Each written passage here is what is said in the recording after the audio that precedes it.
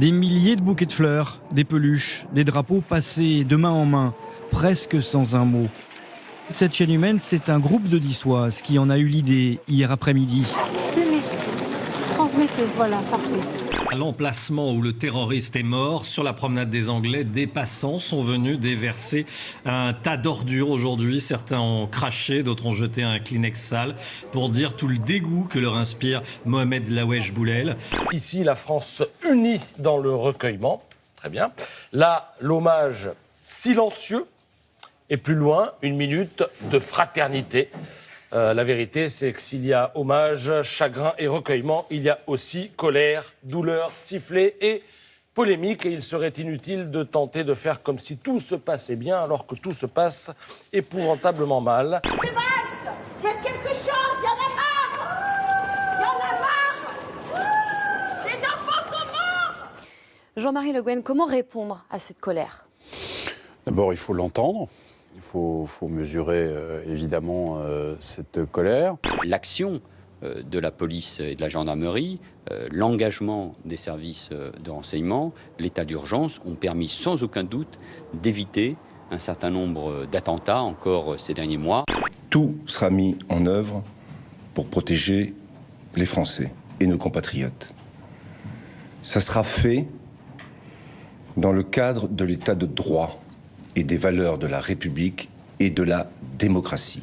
On peut faire plus et on peut faire mieux. C'est ça mon message. Je n'ai pas voulu polémiquer et d'ailleurs ce qui me surprend un peu, c'est la violence de la réaction gouvernementale. Il faut donc se donner davantage de moyens pour faire reculer cette menace. J'en ai évoqué un premier, il y en a donc un deuxième. La réserve, le deuxième, c'est le renseignement. Nous savons bien que nos systèmes de renseignement sont défaillants. Et c'est pas Alain Juppé qui le dit, je l'avais déjà écrit dans mon livre, mais c'est l'objet d'une enquête parlementaire qui vient d'être déposée. Je crois que nous, responsables politiques, nous devons éviter les querelles, les petites phrases, tout ce qui peut ternir le débat politique. Le procès politique est indécent. Le procès politique que fait Nicolas Sarkozy et Alain Juppé à François Hollande, au gouvernement de Manuel Valls, c'est indécent. Je dis que nous devons le respect aux victimes. Le problème avec Nicolas Sarkozy, c'est que jamais les mots sont suivis par les actes. Et aujourd'hui, il peut toujours donner des leçons avec une arrogance, une indécence qui n'aura échappé à personne. Il ne faut pas oublier que la situation actuelle, c'est d'abord son bilan. C'est le bilan aussi du pouvoir socialiste qui a poursuivi dans la même voie. Mais enfin, qui a supprimé 54 000 postes dans l'armée ? C'est Nicolas Sarkozy. Qui a supprimé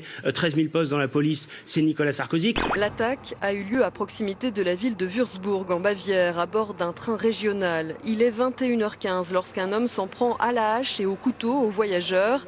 Il blesse 5 passagers, dont 4 grièvement. 14 personnes sont-elles en état de choc. L'auteur des faits est parvenu à quitter le train. Une course-poursuite s'est engagée avec la police avant que l'homme ne soit abattu par les forces de l'ordre. L'assaillant est un jeune Afghan de 17 ans, un réfugié qui était hébergé dans un foyer pour mineurs. Ce matin, l'organisation État islamique revendique cette attaque et le présente comme un combattant répondant à l'appel à viser les États de la coalition qui combattent Daesh. Une piste islamiste renforcée par les premiers éléments de l'enquête. We're going to win so big. Thank you very much, ladies and gentlemen. We're going to win so big. Thank you.